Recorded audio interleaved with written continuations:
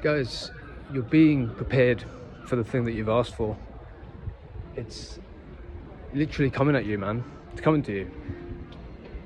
I know you hear a lot of posts and people out there who spout this message. They'll say the same thing to you. But the thing is, there's not only a lot of truth to that, but it's the reality of the situation. You see, a lot of the time we think of God as a genie who's just gonna give us something like that.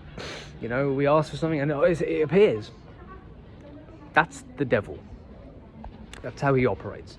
He says, I'll give it to you now. And here's the thing. You're not ready for it now. And if he gives it to you now, it's like having fast money. You don't even know how to look after it. You don't even know how to manage it. You don't even know what to do with it, man. Like, you don't know how to invest it. You don't know where you're gonna put it. You don't know how you're gonna spend it.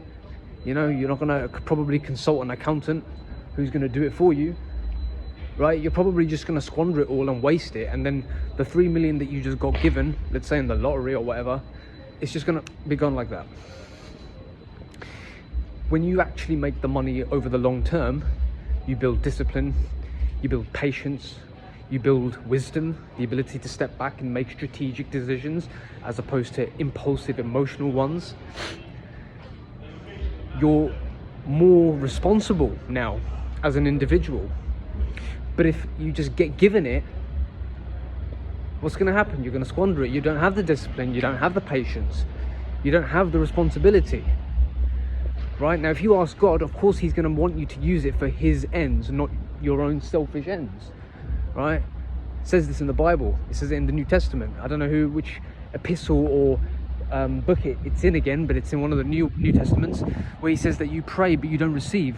Why? Because you want to spend what you have on your pleasures, your sinful pleasures.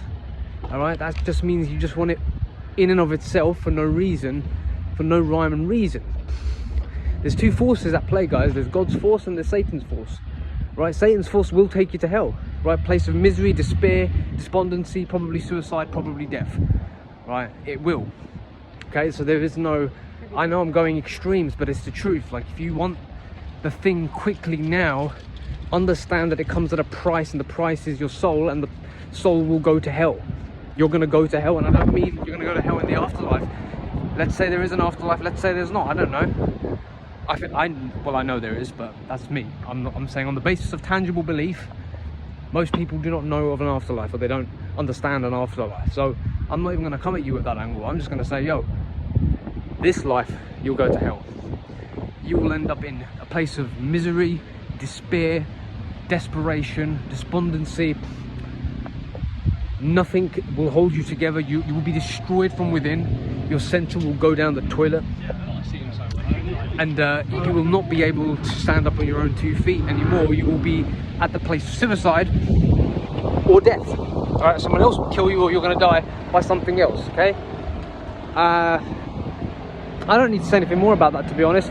But that's what happens, right? When you have a false god and it rejects you, right, or it leaves you, or it doesn't come to you, right? What happens? It's a false god, so you're going to want to kill yourself, right? Your god rejected you, rejected your sacrifices. So you're going to go to hell, okay? Now, I'm trying to save you from that, because I've been there. I've been there for the last 10 years. I was in that kind of place. And I wouldn't wish that on my worst enemy. And I think I got off pretty lightly, because not only did I get out, but I found the path. I found the path of Christ, the path of the Prophet Muhammad, the path of Buddha, the path of the Quran, the Bible. You know, I don't subscribe to one particular creed, because the truth is the truth, right? The truth is the truth.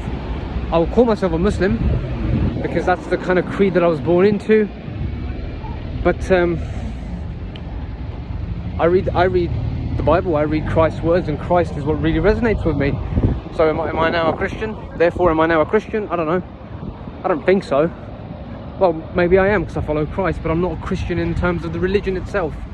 Well, not even the religion, I'd say. I'd say the organization that has become the church. There's two very different things at play there. So look, I'm try and navigate the road first without getting killed. So look, like, what you've prayed for is coming to you, but it's coming on God's terms, and it's coming on His timing, right? I just had a day, man, of spiritual warfare at my workplace. It's filled with women, man. It's filled with women. And you know the warfare begins when you're one man who's been thrown into the lion's den of women, bro. Oh my God. It takes it out of you, man. It takes it out of you, because women are women, you know. Women are women, and you know they do what they do, man. You just have to respect them and love them from a distance, I think, and admire and appreciate, as opposed to like get overly entangled. Because if you get entangled, man, they're gonna rip your soul. They will rip your heart out, man. They will rip your heart out. They will suck your soul. Yeah, I'm not saying they're evil. I'm just saying that that's how men, that's what we do. We become that way when we become attracted to women. We become very weak. And I realized this, and I think that's why God sent me here, because for years I was praying, not even years, I could say actually the last year I was praying for a spouse. I was praying for a wife. Here's the thing though, I was not ready, because I didn't understand women. I didn't understand a long-term relationship. I didn't understand women and how they operated, right? And you've got to understand women if you want to have a relationship with a woman. You've got to understand that and really internalize it. Then you can lead a relationship. But without that leadership, you will not be able to lead the relationship. Women will destroy you if you don't know how to lead them. They will destroy you guys, right? So I've been put in this place precisely for that. It's like training. It's like spiritual warfare, if you will. It's a massive learning experience. Yeah, it just, I don't want to tell you where I'm going, because I don't really know. It's all God. God's doing it all on His own occasion and on His own plan. I'm just choosing to submit to it, as opposed to try and run away from it. I'm listening to that inner calling. I'm listening to the inner voice. He knows what He's doing with my life, and I don't need to argue with Him. I don't need to fight it. I just need to go with it and submit it. But yeah, man, it's like a crucible, right? It's like learning how to fight. You first are going to be really bad at it. You're going to take a lot of beatings. You're going to get hit a lot. You're going to have to learn from those hits. You're going to have to keep showing up week in, week out. Show up with a mentality and the intention, I want to learn at least one thing today. See, with women, if I had to give anyone advice, not to say I'm some sort of sage, I'm not, but what I've learned so far is you as a man have to love them unconditionally. That's what you have to do. That's how you have a relationship with a woman. Love them unconditionally. I don't mean lust, I don't mean desire, I don't mean need, right? The love that I'm speaking about is the kind of love that a father has to his parent. A father has to his son or child or daughter. It's a real love. It's an understanding, it's patience, it's tolerance, it's respect, it's honor, it's decency, it's compassion, it's all of these very, very powerful virtues. And with that comes strength, leadership, balance, boundaries, assertiveness. All of these things come from love, by the way. They don't come from the evil one. They don't come from the devil. You don't become strong by being evil. We have that understanding. Well, there's a really simple way of doing it. If God created the entire universe, okay, and this is a mind conception, so it's nothing compared to the reality, but if God created the entire universe, He's obviously the strongest, okay, because He's the strongest, right? Obviously, because He created the universe, so He has to be the strongest. If He's not the strongest, then He couldn't have created the universe. So He's the strongest. Now, why is it that you've got to do something that the devil says, who's not the strongest, who's subservient to God, who's telling you, no, you've got to do this to be strong, as opposed to what God's telling you? What God's telling you is actually going to make you weak, but what I'm telling you is going to make you really strong. Why are you going to listen to that voice when He didn't create the universe? So He doesn't know what He's talking about. Well, He knows exactly what He's talking about, but He's trying to get you to just disobey God by not loving, choosing not to love, by choosing to be evil, choosing to be selfish. I was there for years. That's weakness. It's utter weakness, guys, to be selfish, self-serving, lustful, incredibly weak. Do you know why you're weak? Because you're always empty and you're always trying to fill that void by taking. You're a beggar. You become a beggar. So you're weak, right? Because beggars are weak, we know that. Well, it depends. You can be a strong beggar, but generally speaking, the idea of a beggar who's not chosen to be a beggar, but is a beggar by force, by necessity, that kind of beggar is needy and is weak. That's exactly what Satan wants. He says, don't love, that's weak. When actually, when you give love unconditionally without wanting anything in return, without wanting, you become very strong. Because we all know a giver is someone who's got a lot, who's got an abundance, so they're strong, right? So when you give, let's say you give love unconditionally, you become strong. By giving, you become strong. Because you've got an abundance of love within you. And the understanding and the awareness that comes with that, and the compassion and the patience, that all is, it becomes aware, you become aware of this all within you. And then you become very strong, because now you're connected by God, you're connected to the source, you're connected by divinity. When you're connected to divinity, you're like a branch that was initially offshot from its foundation, from its tree, and you've been cut off now. And you're cut off when you go to Satan and you ask him for help, and he says, come this way, my friend, I will show you the way to strength. Anger, hate, resentment.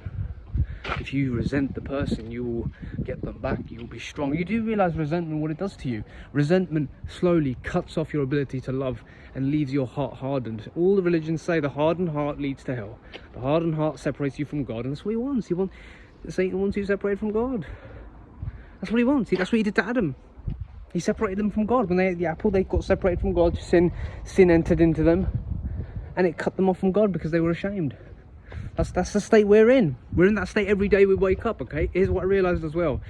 The spiritual gains, guys. Every day you wake up, you are born again in sin. All the fighting you did that day, obviously it carries over, but you are back to the state of sin again. So you've got to come with the mentality, right? Let's go. We're in it again, right? You get your Bible, your Quran, or whatever it is that you read. Okay, you read, you meditate, you get into that prayerful place, and we're beginning the day again, right? We're watchful, we're alert, we're ready for the evil one to come. But remember, we do not fight. It's God that fights for us. We just have to submit to him. We go to God. We don't do the fighting, right? All the religion tells us we don't do the fighting. Willpower doesn't do the fighting. Willpower will be developed in the process, it will, but that's not what does the fighting. God does the fighting for you. Angels do it for you. I know it doesn't make sense. It will make sense to you in time when you do it. I know it doesn't make sense off the get-go, but you've got to surrender. Faith is surrender.